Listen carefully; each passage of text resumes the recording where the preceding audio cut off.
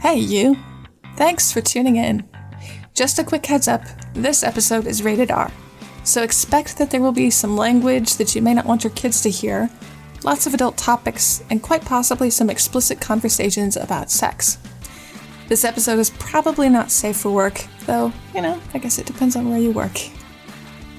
Hey there, and thanks for tuning in to Pleasure Central Radio. This episode today, this is a repost from an interview on somebody else's podcast. This was Karen Disapproves, that's the name of the podcast, and the interviewee is Chelsea Kunz, and she's quite fun on Instagram. If you happen to enjoy short, hilarious TikTok videos about being a mom in the world today, or just, humor, she's quite fun to follow.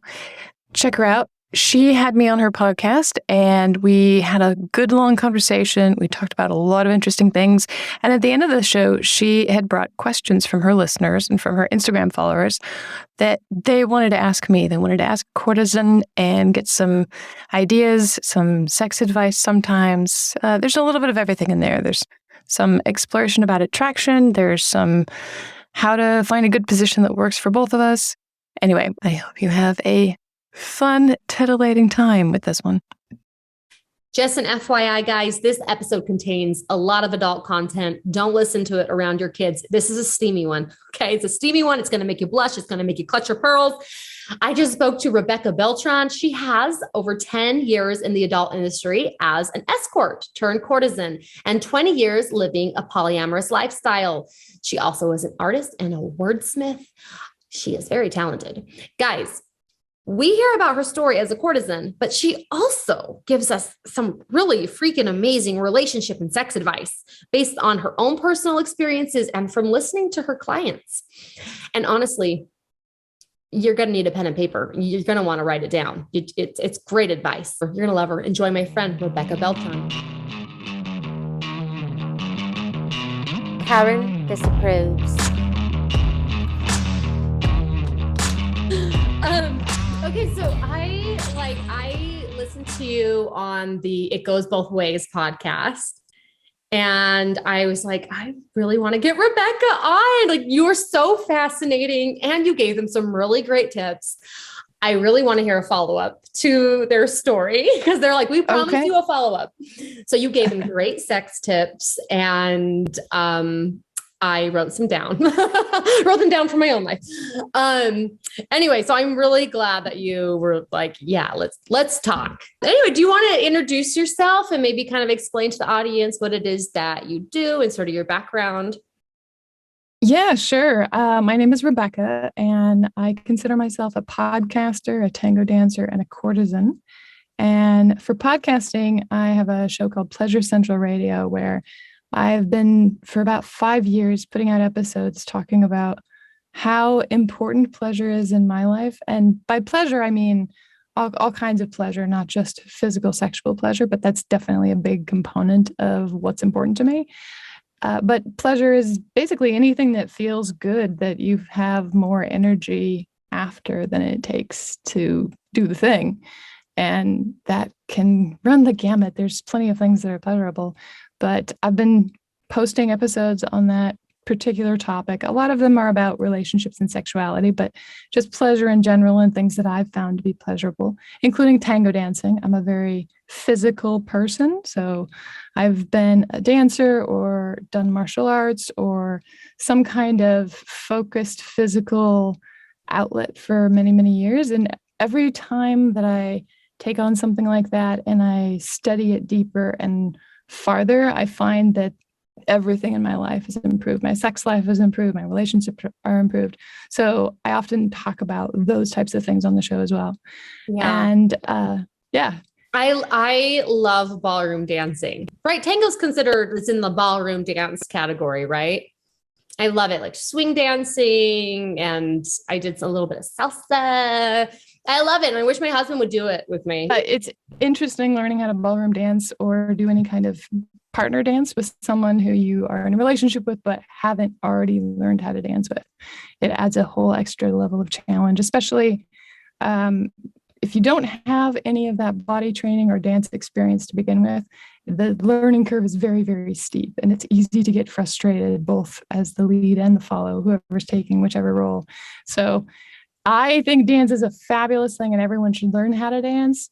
And if you're starting to learn how to dance with your partner, be aware that you may not show up for each other the way you expect to. So that's my little tip there. You know what? I will say that actually is true. I have found that where I'm like, because, in a lot of dances, the man takes the lead. And I'm just like, okay, but I know how to do this dance better than you do. So let me just show you, let me take the lead. So there is a little bit of that dynamic for sure. I think it's really beautiful when partners are willing to let people go and dance with other people, because it's kind of like having a little miniature love affair. It's socially acceptable to have this 5-minute or 12-minute love affair on the dance floor with someone who you don't know. And it can be a really beautiful, intimate, opening experience. So, well, and what's so funny is that is what my husband hates about couple dancing. Because we did salsa classes together, and I think we went to a swing dance together. And he hated that we had to switch partners. So then we started doing some videos in our house, and that was more comfortable for him. But that's kind of what I liked about dancing, is I got to dance with different partners, and some were like super, super good, and the others not so good. But I just was able to just experience like what it was like to be with somebody who was like this like incredible dancer, and then my husband's still learning. So yeah, it was. I can totally see that, and yeah, that's what my husband hated most about it. Yeah. And the great thing about that is when your partner is willing to be okay with it, dancing with someone who is at a very different skill level, especially as a follow, can be a very, I don't know, it's a very pleasant experience, because they can make you look so good. Yes. Even when you're only a little bit good.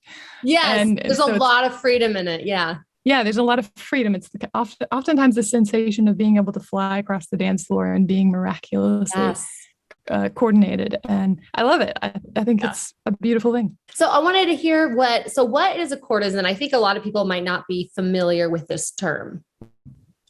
Well, courtesan is an old word. It comes from mid-something centuries, Italy, I believe. But it was often a woman who had an unusual amount of freedom, and she was usually patronized by people that wanted to help get her art out in the world some way. So maybe she was a dancer and a famous ballerina, and someone would buy her an apartment or, set her up in some place so that she could do her art and do it well. And oftentimes they would have various different patrons, but it just would kind of depend. And I feel like that's the kind of thing that my work has developed into over the last decade of being a sex worker. And it's been pretty cool to be able to create this world that I want to live in every day and have other people who want to come and be a part of it with me, both on the personal level, and my clients want to be a part of this beautiful world that I'm creating, this artistic space that I've set up. So yeah, that's how I generally define it. Yeah. So what's the art? For me, my art is tango and words. Sometimes I use the words on my show because I feel like there's a lot that can be said with a powerful story, or when you're able to present a perspective that someone hasn't heard before in a way that really opens them up. I think that has a lot of value. So I do that with my tango and with my podcast. At least I try to. So yeah. I was trying to figure out if you were like a poet or something. Because sometimes, what kind of art does Rebecca do? And I was like, I listened to some of your episodes. I'm like, she must be a poet. I'm just going to say she's a poet. That's her art. Well, for a long period of time, my podcast wasn't actually public. It was really limited to a smaller group of people. I did make it public about 3 years ago, 2.5 years ago, something like that.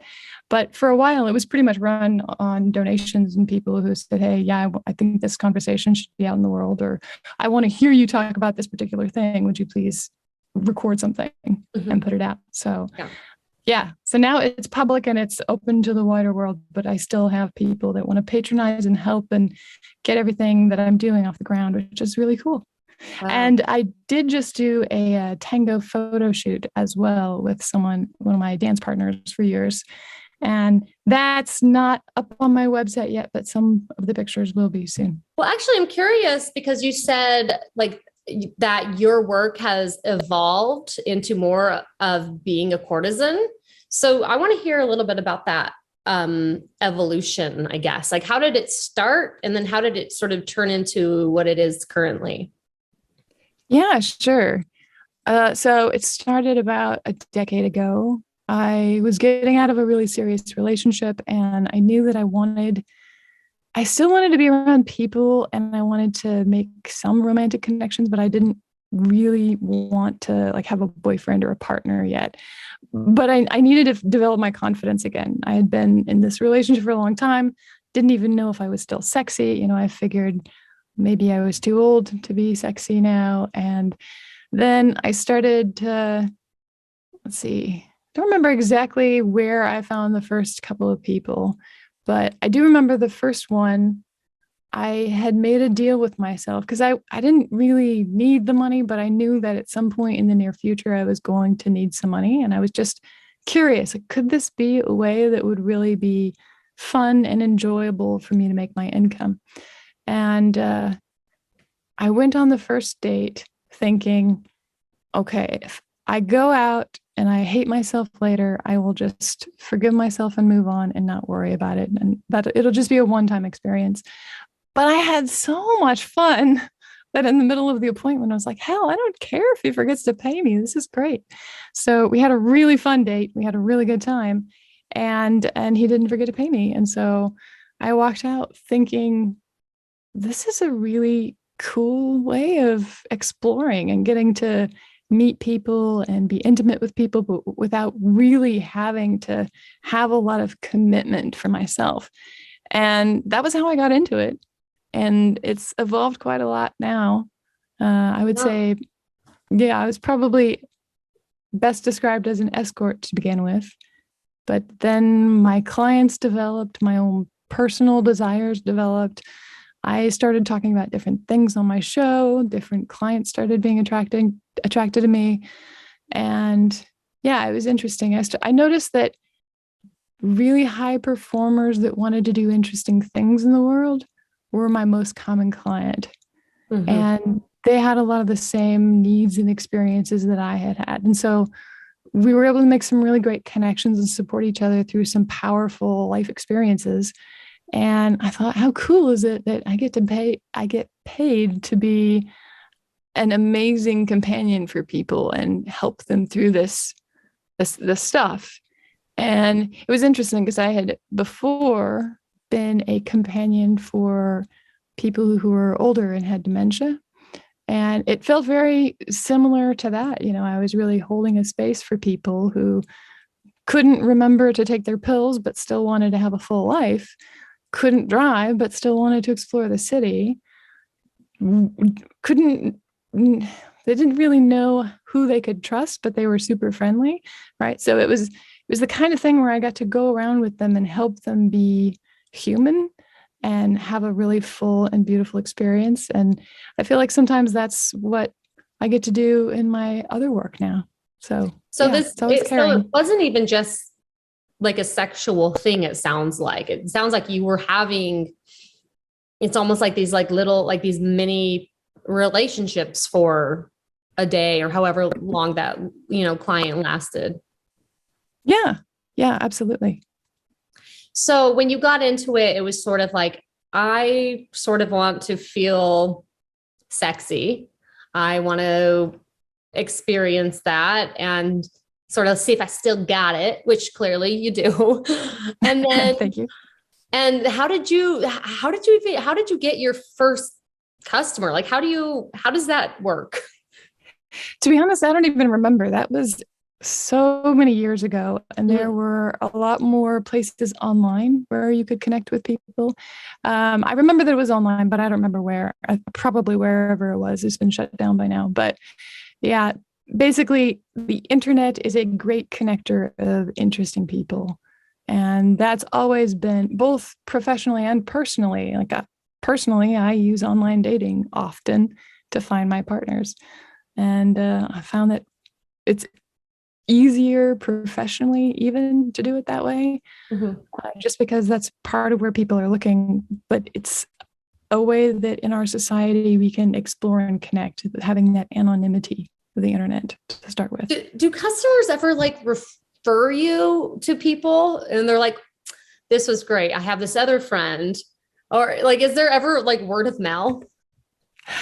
Sort of, though it kind of depends on which coast you're in. For some reason, the East Coasters do seem to brag about their mistresses to their to their guy friends, and will kind of pass on a name or something.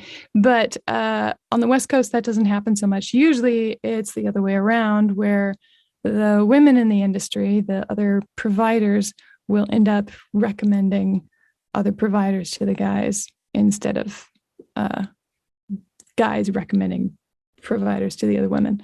But it's a pretty progressive state, so a lot of things do happen. But I found that it's most commonly split like that. I'm curious about your upbringing. Was there anything like sort of different or unique or alternative about the way you were brought up? Yeah, there was all kinds of different things about the way I was brought up. I grew up in a national park, and that gave me a really strong appreciation for both the environment and connecting with the earth. But also, it was a very, very small town. And so the number of people that you had to interact with was pretty low. And I didn't learn how to make friends early on. Like, I feel like going away to college was the first time I was forced to make friends, because growing up, my friends were all kind of built in. They were just the other kids in the same grade at school. But going away to college, I had to learn, how to present myself and who I wanted to share my time with and how to prioritize things. Because all of a sudden, there were a ton of people that I could spend time with instead of just 8. So, yeah, I think there were a couple of unusual things about my growing up, and then those are 2 of them. I do have siblings. My parents were together. They probably still would be. My mom died suddenly when I was a kid. So that changed our household a little bit. But yeah, I would say it was a pretty open and loving environment as much as I can remember it. As an adult, did you feel like you were, before you got into sex work or becoming a courtesan, did you feel like you were like a sexual person before that? Yeah, I've been a sexual person for a long, long time. I remember when I don't know how old I was, 9, 10, 11, something like that, at a sleepover, and there was some very mild, sexy interaction with another girl. I was so young that I didn't know what it meant, but looking back on it later, as I think 17 or 18, when I figured it out, I was like, oh yeah, there was definitely something interesting there that I could have picked up on. But then, let's see, when I was 17, I met my first boyfriend and lost my virginity at 17 to my first guy. And it was a really sweet partnership. We really cared about each other and dated for a long time. We dated for 4 years until we were not in the same city. And while trying to figure out how to deal with that, we came up with the idea of polyamory, which means many loves. And I was skeptical at first, but he was hoping that we could try it out. We tried it out. Worked a lot better for me than it did for him at first, but it turned out to really fit who I was starting to become. And so I decided to keep it. So I wanted to continue living that way and I have since. I'm 40 now, and I was 19 when I made that decision. Oh, really? Okay. So when you're 19, you made this decision to go from monogamy to polyamory. But I did hear at one point you did have sort of a long-term monogamous relationship. You were married, right? I did. Yeah, I was married. I was married for a little over 8 years, and it was a monogamous marriage. I always considered myself a polyamorous person in a monogamous relationship, though. Okay. So like you're staying monogamous out of respect to your partner. Is that it? To the agreement that we had made. Yeah. Yeah. And it was something that at the time I was willing to, okay, I think I'm fine with that. Let's do that. That's great. And I'm glad that I did it, and I will never do it again.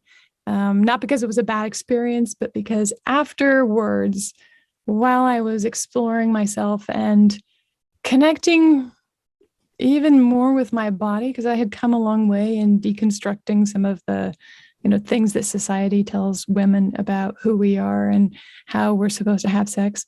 I'd come a long way in all of that, but I hadn't quite figured out how to talk to people about it yet and how to tell people, hey, this is who I am. But I was wise enough by then to realize that the most authentic expression of me is intimate with a number of people. And sometimes that intimacy means sex, and sometimes it just means really, really, really close friends. But it's both. And having to corral my instincts or tell myself that I wasn't supposed to have that interaction with that person, it didn't make sense to me. And I realized that anybody that wanted to date me, that thought I should do that, didn't understand who I am. So once I figured that out, I was like, oh, okay, well, I'm never doing that again. So what would you say that after your marriage is when you became interested in sex work? Yeah. Actually, I was about to move out of the house. And one of my friends from a completely different community was looking at moving into a new house. And so I thought, hey, maybe we should move in together. So I ended up calling them up and said, hey, what do you think about this idea? And they thought it was a really cool concept. They wanted to be my roommate. But then they said, if we're going to be roommates, you should know what I really do for a living. And then they told me what I had been doing with some of these really lovely people, dating and going out for the weekend, was what she basically did for a living. And I was like, that sounds too good to be true. I really want to know more about that. And so I did some research for myself and looked it up, and I thought, I think this could actually be a really, really fun thing. And I think also just because you already were sort of an open person to the polyamorous lifestyle and just sort of like this alternative way of living and being fulfilled, it sounds like you were kind of in the right headspace for that moment. Yes. Yeah, definitely in the right headspace. And also, I think that being polyamorous for all of those years gave me a whole new set of communication skills and ways of being able to speak up for myself that I learned those, but I learned those through being in a relationship with various people. And those were hugely valuable when I started doing sex work, because I could advocate for myself whenever I needed to. I was comfortable walking out the door if I needed to. It made it so much easier to feel comfortable and safe and happy, and to change a situation if I didn't. In your experience as a courtesan, has there ever been a time where you have felt like scared or insecure about any of your interactions with your clients? I can't say that I've ever felt scared. I felt before booking an appointment with someone that this is not someone to be alone around, but then I never have an appointment with them, so it ends up being a moot point. Insecure is a little bit different, though. Have I ever been insecure around or just feeling like uncomfortable in a city? Like once you're there, you're just like, okay, this is not what I expected. I'm feeling pretty uncomfortable. I should probably leave. Sometimes. It's only happened a handful of times. And like one of those experiences was I was in a really nice hotel, and the person who I was going to meet, who was apparently a really great client of someone that I knew, ended up putting his hand in my dress, and then like putting his hand down my neckline while we're sitting at the bar. And I was like, what the hell? All right, this is not respectful. This is too weird. I'm out of here.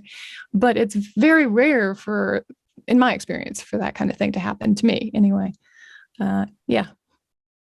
Have you had any experiences where you just left feeling like totally fulfilled, just like extremely fulfilled, or it was just like a really incredible, just different experience for you? Oh my God, yes. So many, I can't even count them. I have helped people understand how to use cock rings, and then their sex life is completely different. I have helped people come back from prostate surgery, which usually leaves someone feeling like they'll never be able to get hard again, and they may never be able to ejaculate again. And sometimes that's true, but there's been some really fulfilling experiences with helping people work through that and figure out how they can have that deep masculinity again and own that in their body. That's so cool. I've helped a lot of younger guys that have never had a powerful sexual experience be able to know what that feels like and to learn to listen to a woman's body. And that's amazing. I've had clients that have really seen what I'm trying to do with my life and given me airline tickets to go to Europe business class and taken me to places that I really wanted to go to because it was important to me. Yeah, seriously, so many, I can't even count them all. Yeah. So do you have a lot of customers or clients who are long-term clients then? I do have a fair number of long-term clients. I also have a fair number of people who I only see once or twice, or who I'll see once or twice a year for a decade. And it varies quite a lot. I enjoy that. I enjoy being able to connect with people when they have the space to connect with me. And to me, that feels like a very positive outgrowth of my polyamory philosophy. Like I want to be able to have the relationship with someone that we can have in the constraints that we've got. If it's an hour or a day or 6 months, it doesn't really matter. But I appreciate being able to have that clarity of that container. And it's way easier with clients to create that container than it is in my personal life. So it's so much more satisfying in a way to be able to do that with someone in a professional capacity. At least I appreciate it. Where's the most exotic place you've been with a client? Well, I've been to some beautiful beaches. I'll tell you that. I've been to some beautiful beaches that I've really enjoyed. Have you found that through the years, your expectations for clients or your boundaries have grown as well? Oh, hell yeah. And I think that should be the case with pretty much every woman, as we grow and age and we learn more about ourselves, not just women, actually. I think this applies to pretty much everybody.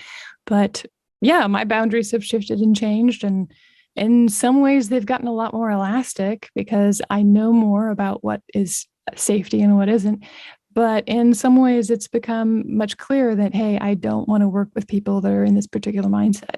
And it's not a judgment on them, really. It's just more of it's no fun to have somebody in your room that is feeling guilty the entire time. So yeah, so I have definitely drawn boundaries and updated what my requirements and my rules are.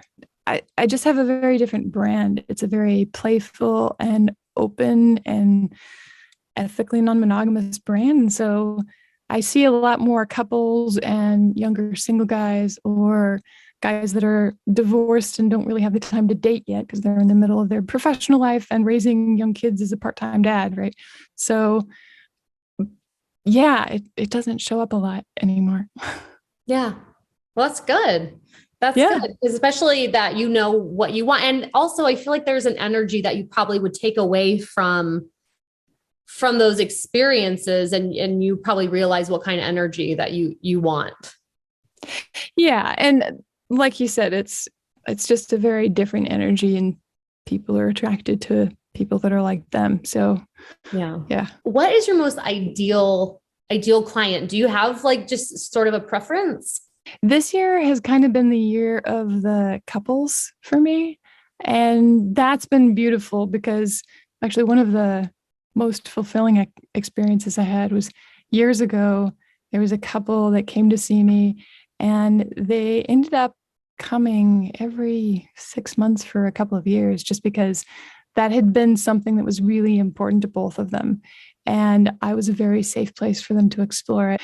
Yeah. So this year I have had a lot more couples coming to see me. And I think there's a couple of reasons for this. One is the COVID restrictions, particularly in the cities that I've been in, have been pretty strict, and it's much easier for a couple that's been living together the whole time to agree on whether or not they think it's safe to see someone like me. So for some reason, I think that made a lot of things simpler when it came to having couples come and letting them experience things that are something a little bit different, and being someone that can hold this really beautiful professional space of, yeah, you can explore, and this is the beginning and this is the end, and test yourself out here, because it can be really challenging to know how you can get that experience until you have it, right? So practicing with someone who's willing to play a game with you and willing to communicate clearly with you, I think is a really great way to explore.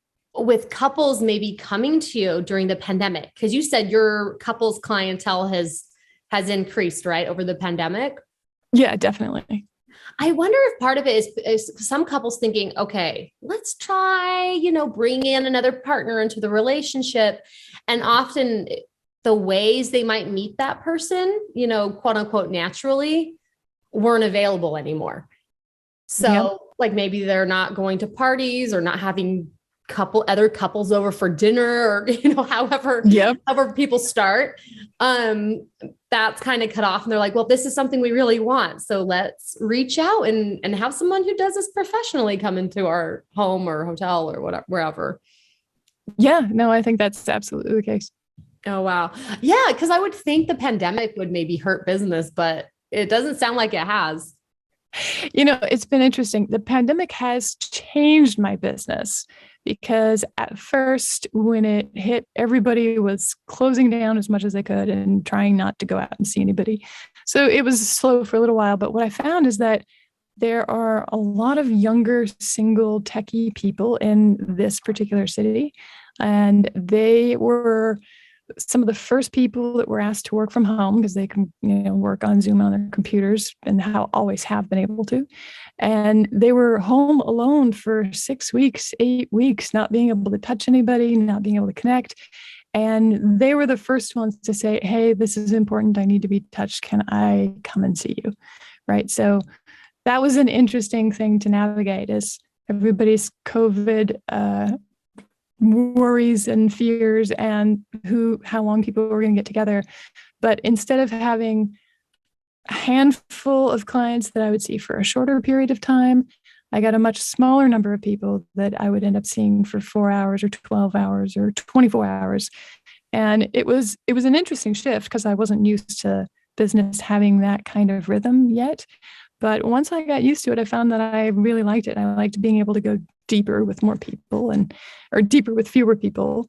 And it was really pleasant to be able to roll with that in a unique and creative way.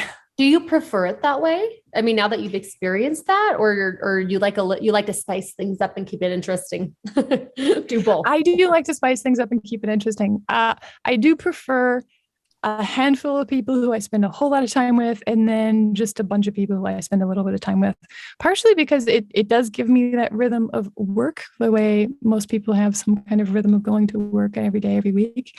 But it also is interesting to meet different people at different points in their lives. So even if it's just a catch up of, hey, how's it going? What have you been doing since last month I saw you? It's really fun. And I get a lot of juice from catching up with people that I have that much of a deep connection with. Right. Do you ever feel like socially drained after it all? Usually it's the other way. So I'm an introvert, and that means that I get more energy from being alone or from small groups of people than I do big groups of people or people that I don't know. So I find that I'll end up seeing people that I don't know as clients 2 or 3 times a month, 3 or 4 times a month, maybe. But a lot of people that I know really well, much more often than that. And so it ends up fueling me rather than draining me. And I've had to learn a little bit of balance with that, like how long an appointment is and what we do on the appointment can be really draining depending on who I'm with.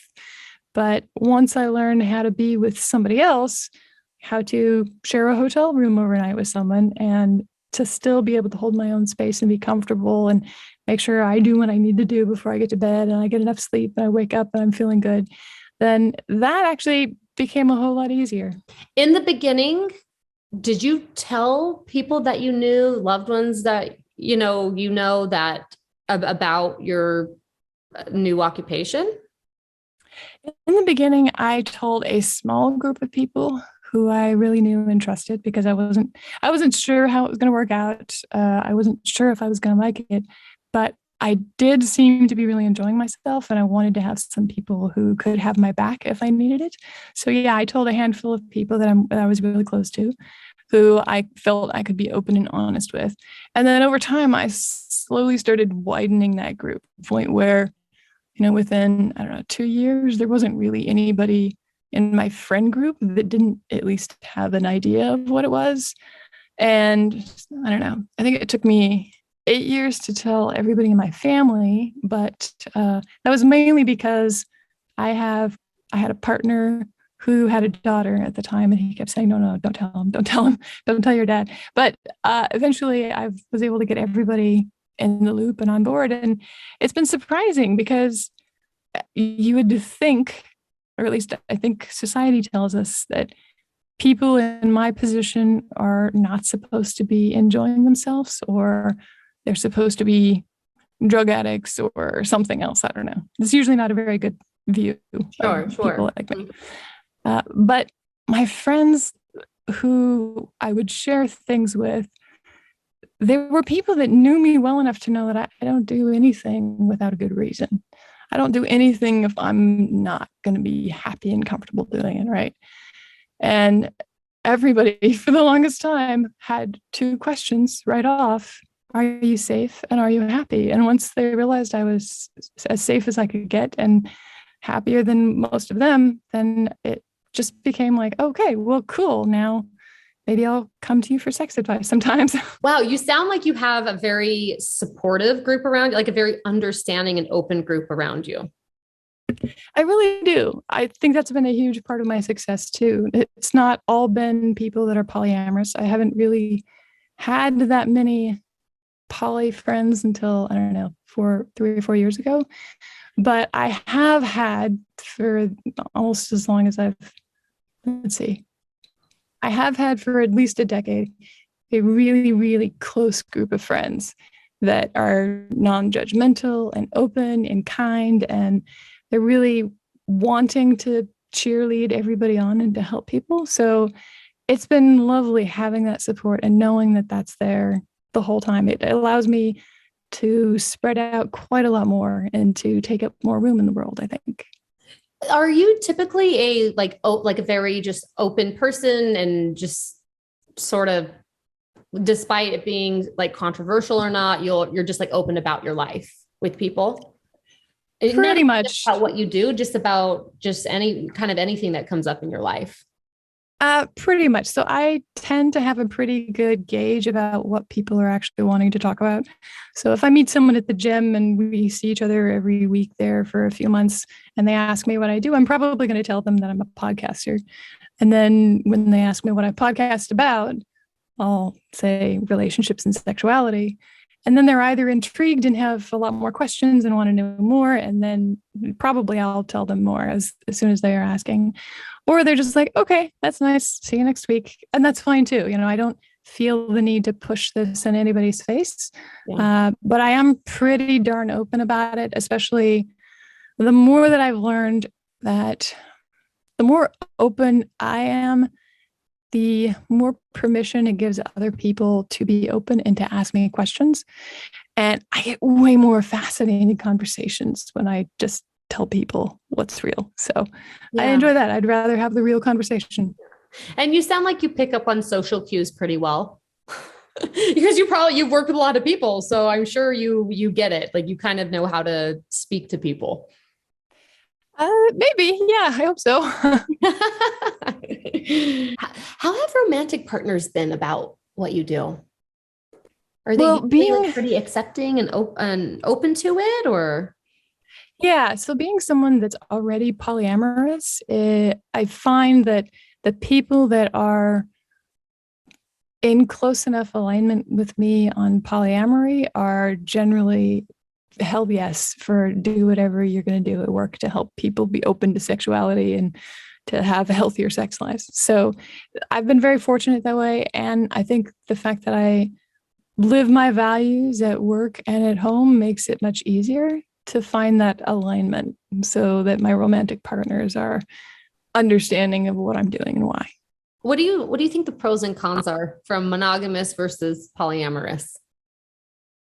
The pros and cons in general? That's a pretty wide question. Yeah, I guess just like comparing the two. Are there things that you like really loved in a monogamous relationship versus polyamory and vice versa? I don't think for me that question really applies because polyamory is just a natural outgrowth of what I am. So being in a monogamous relationship felt weird. It was lovely in many ways, but it also felt limited. It felt like I'm not supposed to be all of that.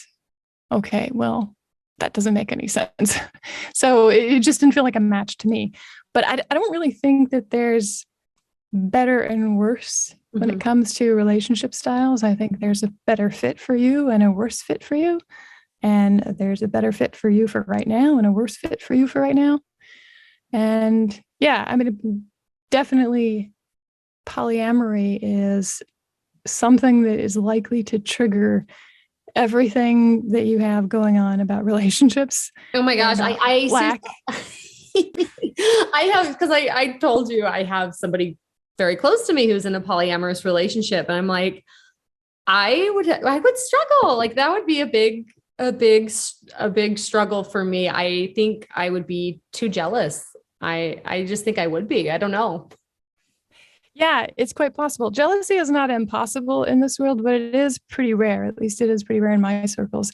And I think part of the reason for that is that compersion is so high. And most people don't know what compersion means. Compersion, not comparison, but compersion is pleasure at your partner's pleasure.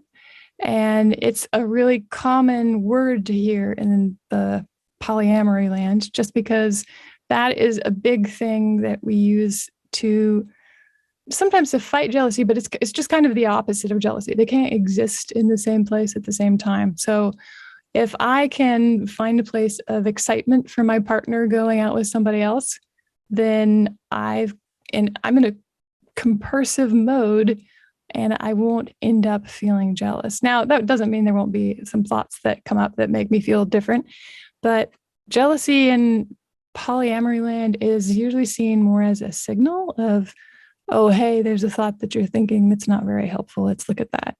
And yeah, it's pretty interesting. It's not 100% always that, but oftentimes I find that that's the case. Have you ever seen it in, I don't know, in your circle at all, or just people you might know, where you've seen somebody clearly or they're game for living a polyamorous lifestyle, and maybe they're bringing their wife into it saying, look, this is how we're going to keep our marriage together. And the wife's not really wanting it, but they're just sort of going along with it? I've seen it. I don't think it's healthy, and I don't recommend getting involved in anything like that. Yeah. Yeah, it's something that I stay far away from, because in my experience, that someone that treats someone they care about so much like that is also going to treat me poorly at some point. And I just have got no fucks to deal with that. So Sure. How is time shared with different people, with different partners? Is there like everyone together, we all hang out at once, or is it like equal time shared between all partners? I think that concept of timeshare and equal timeshare between partners is a little bit toxic. I don't share time with people. I just spend time with them. I make time with them. There's something about the sharing time concept that feels like you're being split in many different ways, and other people get to decide who you're going to be with and when.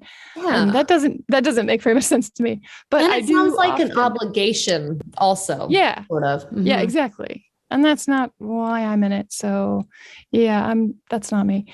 I do spend time with people on a regular basis. I often will have one partner who I'll see for an overnight dinner and overnight once a week, and other people that I'll end up spending a good amount of time with because we'll be living together or we'll be sharing the same space for half the time.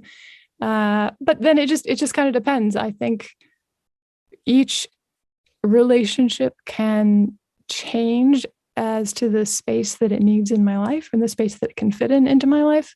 And I like to be able to adjust and flow with that as it changes. Do clients ever want to turn what you have with them into like a relationship outside of client and courtesan? It is pretty normal for people to want that. And I think part of that is that I just get to be very intimate with them. And when they're clients, the amount of time that they're with me, I'm completely focused on them. My cell phone is off. I've been fed. I've been showered. I'm completely comfortable and able to spend 100% of my attention focused in their direction.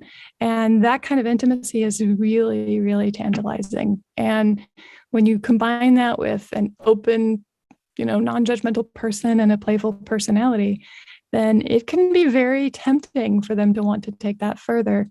And I found that it's just not a good idea.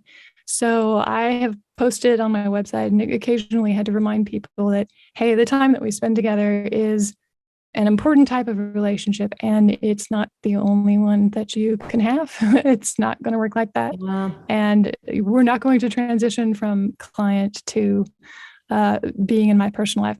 And the reason for not changing to client in my personal life is it is awkward, but mainly I also have a personal life. I also have people that I'm dating, and it would mean making room for a new person somewhere. And that's not something that I do just on a whim, So plus it seems like a bad idea to, as a business person, to stop receiving cash for people and to start just putting all my time into them. And, have you ever wanted to turn it into something else, or you've always kept that boundary up? You've always been really good about that boundary.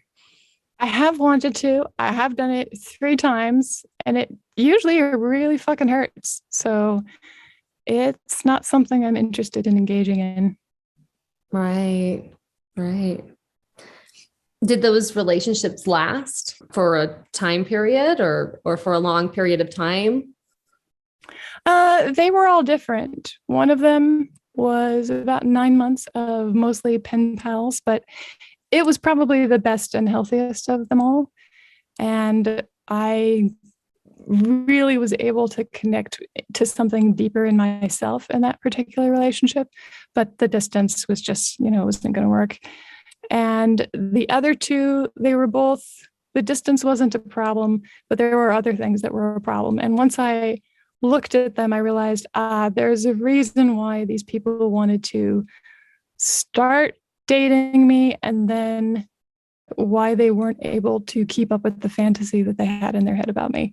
So I think it's better if we just don't go there. Yeah, you're probably right.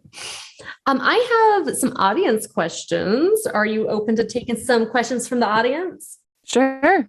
So this listener asked, I'm not attracted to my wife after she had our kids. How can I find that attraction again? Oh, that's a good question. I kind of have 2 answers for this. And one might sound fairly shallow, but I think it's also pretty accurate. We're not attracted to bodies as much as we are attracted to souls and to what somebody else cares about. So it is actually fairly simple for your attraction, your physical attraction to someone, to continue to grow over years if you're willing to let yourself stay connected to the reality of the person, to their soul and what they want and what they desire, because that is always fresh. That is always different. And people will often ask me, hey, what do you do if you spend time with a client that you're not attracted to? And my answer is, I find something about them to be attracted to, because everybody has got some spark, some beautiful piece of them where when they talk about this thing, they light up and they're passionate. And for me, it's not a challenge anymore. I know it's not easy for everybody, but that's how I look at it. And that's an attitude I would recommend trying on. So that's the first answer. And then the second answer to that question, it's the connection between the 2 of you that is the attraction.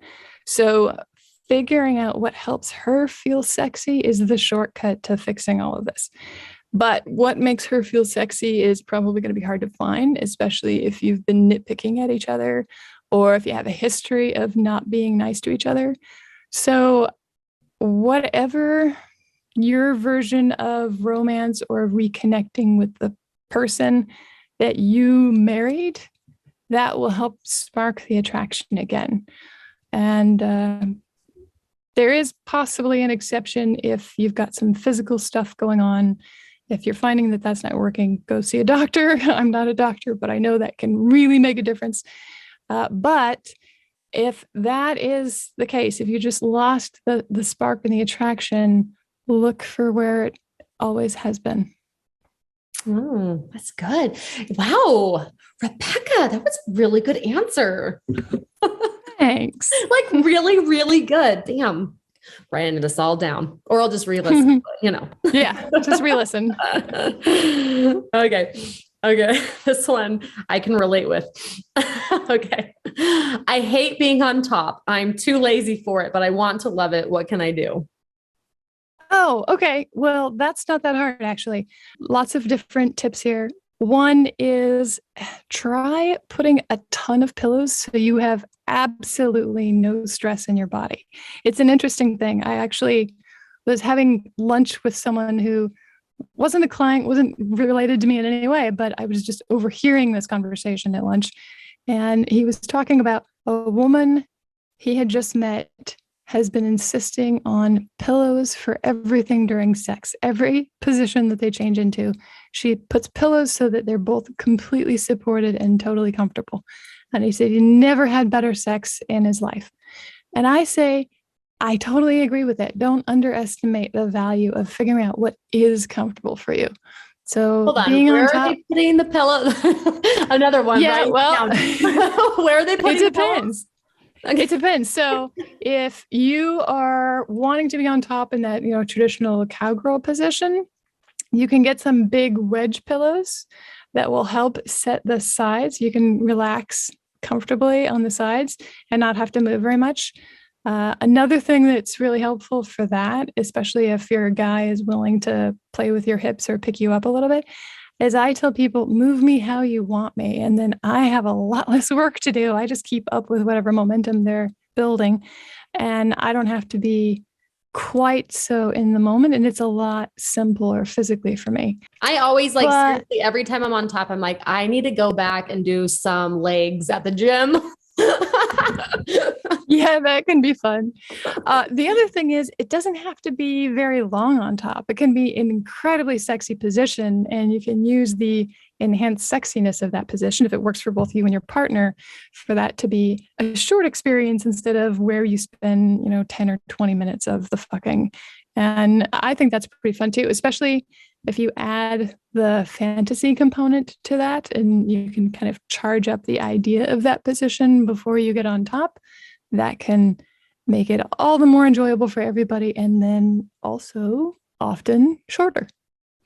Oh, I kind of like that. Sort of use it as foreplay, Yeah, absolutely.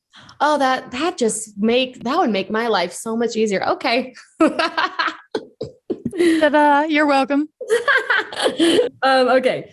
Is there anything I can do to keep my man from finishing before I do every time? Oh, is there any more detail to that question or is that it? No, that's it. Just finishing a cock ring. So, see what I know. A cock ring can work. Yeah. So cock rings are interesting.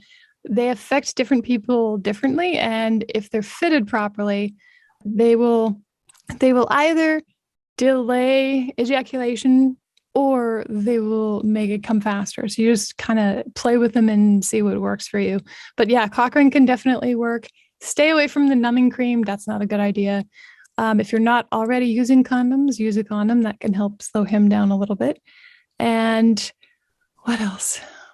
So oftentimes him coming before you coming is either, in my experience, I haven't been warmed up quite as much as I want to. And I fix that by not letting them go on until I'm ready. And it's great, because actually men are fantastic creatures and they will continue to please you until you tell them to stop, if you're letting them know that you're really, really enjoying it. So yes, the warm up. You got to have the warm up. Absolutely. Yeah. Yeah. Have as much warm up as you want. Because if you can get a bit more warmed up than he is before he starts to come inside you, you're much more likely to be on the same pace. At least that's my experience. Right, So, right. How do you have intimacy after having a baby? Our sex life is non-existent. Is that kind of similar to what you answered before, maybe? no, that's a completely different question. And it's a good one. I'm writing it down. Yeah. Yeah. Okay. So again, I would have a lot more questions for this person to really be able to help them out, but I'll tell you some of the things that I have found to be important, and hopefully some of them will apply. And particularly our American culture doesn't really teach us the impact that having a baby puts on a woman, not just on her body, but also on her psychologically. So I would say the people that I've dated, the women that I've dated, and the guys that I've dated that have been dads have all said at least 18 months after the baby is born, before things start to kind of resemble anything like normal. So in those 18 months, know that, first of all, it's kind of normal because your body is recovering. And also forget about you're a mom, so you probably understand this, but I have never had kids. I've only been an aunt for many, many times. Having a infant claiming all of your body like it's a jungle gym all day long for years, all of a sudden your erogenous zones are not sexy anymore. They've been touched by, fish fingered imprints and all kinds of things. So knowing that has got to change is an important piece. Giving people the time to be able to adjust and to shift is important. So yeah, making space for it matters. But then when it becomes time to start re-engaging that, recognizing that it's not going to look the same, but it can be better. It's not going to be the same buttons that you used to press. They're going to be in different places. They're going to be in different shapes, but it's still there. There's still the potential for the pleasure. There's still the ability to increase the energy and to excite them and to get them aroused. There's still the potential for tumescence, and that tumescence is an incredibly healing thing. So all of that is good. Keep exploring and playing with it, and just know that the Hollywood picture of 6 weeks later, you're back to your normal life after delivering a baby is bullshit. And you don't need to believe that, and nobody else should either. And, if you are, great. That's cool. Oh, I tell you, when my husband, after I had, actually every single baby, he tried to touch my nipples in any way. I wanted to flick his mouth away or flick his hands away, because those were the babies. That's where the baby eats, it felt so unsexy. And now I'm not nursing anymore, where I'm like, okay, we can go there again. But for a while it was don't touch that. That is not your playground. Yeah. So what did you think of my advice? Was that useful? Yes, 1000%. Absolutely. And you're right. It changes. It totally changes over time. Like the things that turned me on before, it's different now. And in some ways it's better. And in some ways we're like, okay, we got to figure that out again. Yeah. But you're totally right. And I think maybe that's people's expectations are the same as they were, when they should be just a little bit different after you have kids, maybe.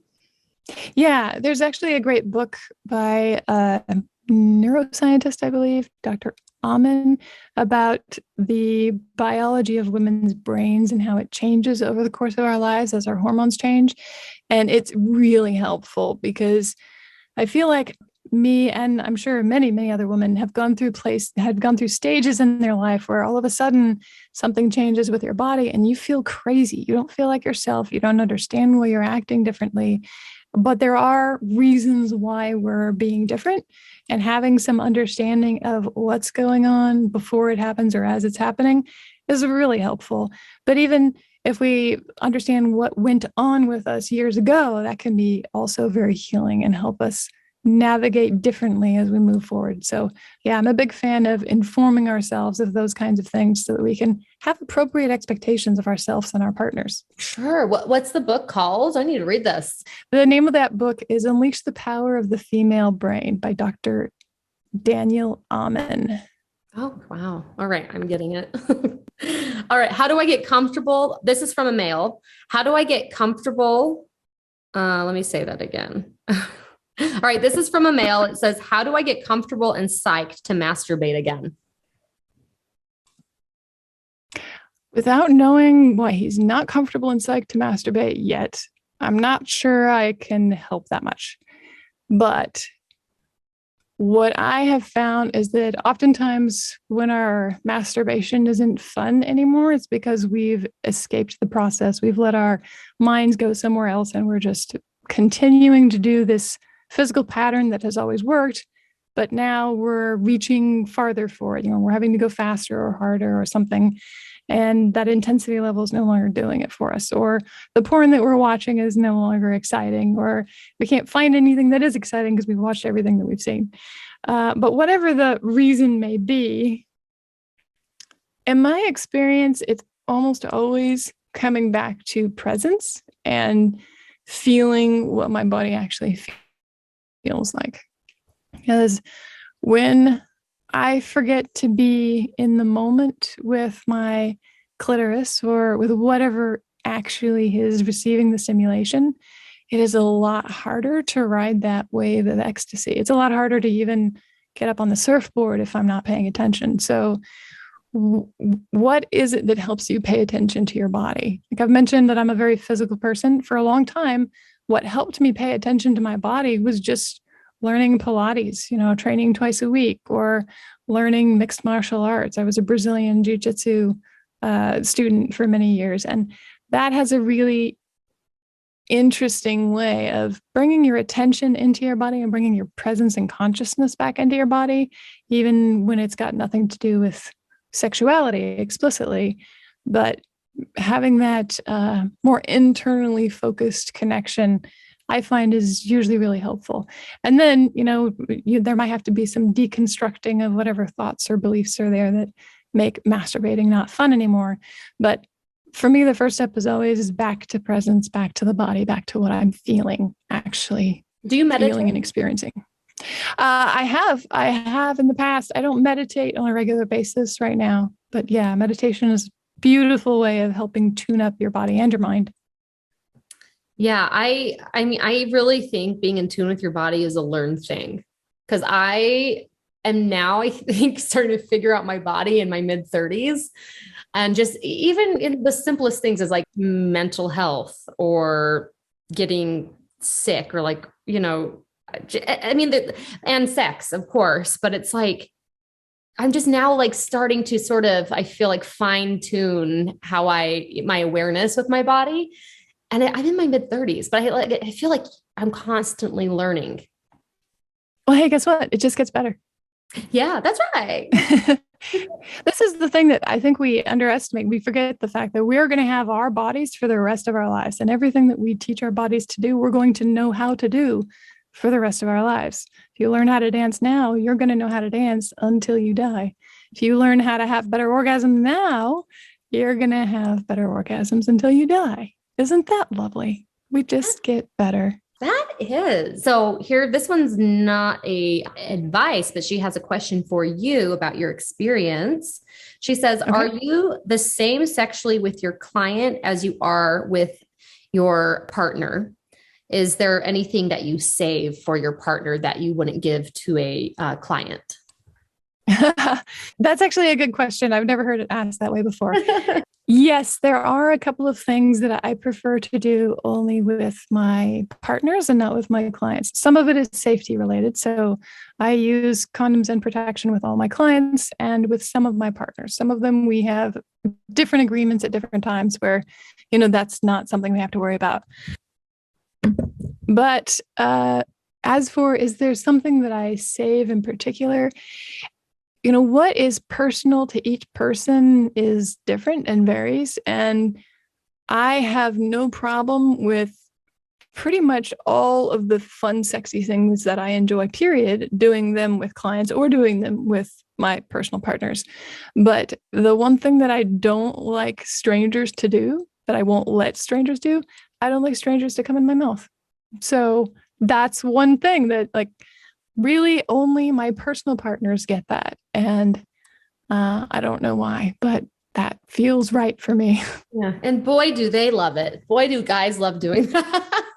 Yes, they do. It's very gratifying. Okay. Here's my question for you. Okay.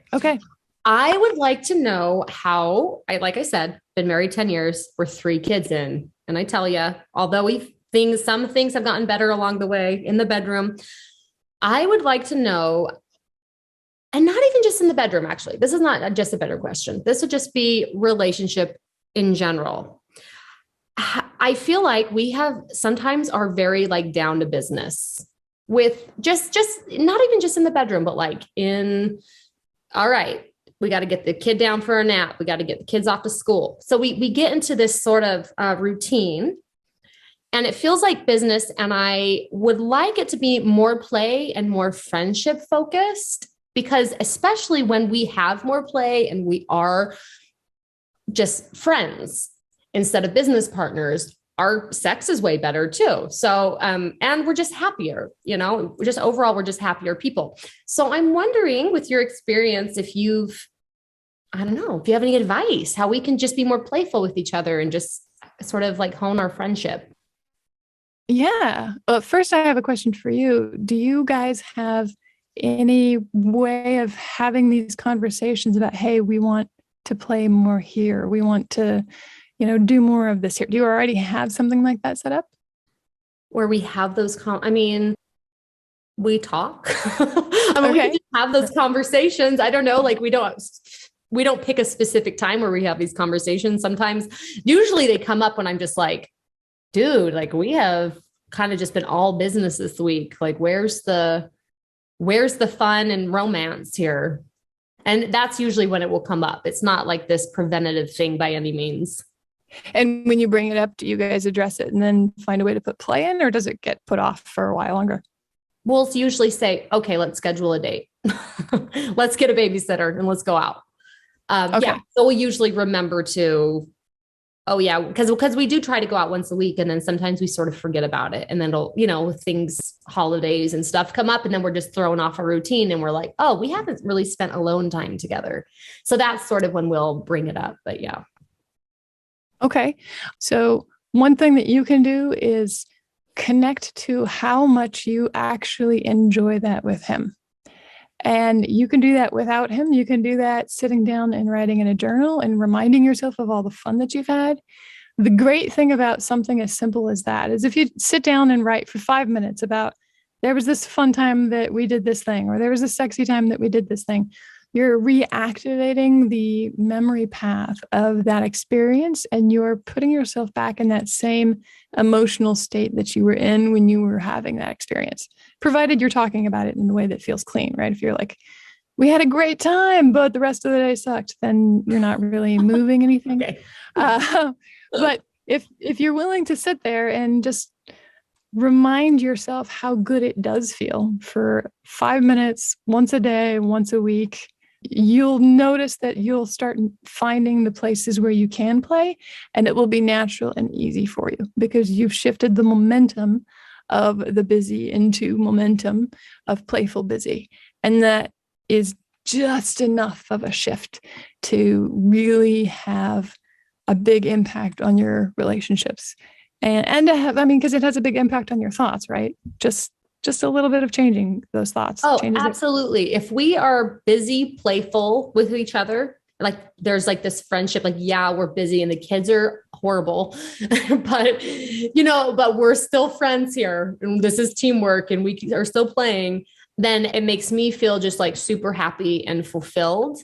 And then it feels like everything just sort of falls into place with our relationship, and it makes the tough times easier. But yeah, if that's lacking, which at times it can, then I'm just like, damn, this is just like day in, day out, like 9 to 5 sort of feeling. Life just feels 9 to 5 all day long. Yeah. And that's still fun. I mean, that feels like being a workaholic all the time, particularly when, people are working from home now, and it's much harder to draw that line between work and private space. What do you hope people will come away understanding about your story? I hope they'll come away understanding that they can create something powerful for themselves, and that bravery and kindness is very, very sexy. Yeah. And what do you hope for yourself to get out of life? Like, what do you hope most to get out of life? I think it's what I've always hoped for. I hope for adventure. I hope for intimacy. I hope to know people and to love them, and for them to see me and to love me as I am. I think when we can do that for each other, then we can build something really cool and interesting. And who knows what it'll be, but it'll be interesting. Wow. And where can everybody find your stuff and plug all the things that you're doing? I know you have a subscription-based platform also. Yeah, not anymore. Now it's all free. So you can check us out at pleasurecentralradio.com, or you can find us on Spotify, Pleasure Central Radio. Yeah. And you're on Instagram now too. And now I'm on Instagram. Yes. Thank you so much for talking to me, Rebecca. You seriously have such an interesting story, and you give great advice. You're the person I'm coming to from now on for all advice. Well, I'm so glad. I'm happy to chat.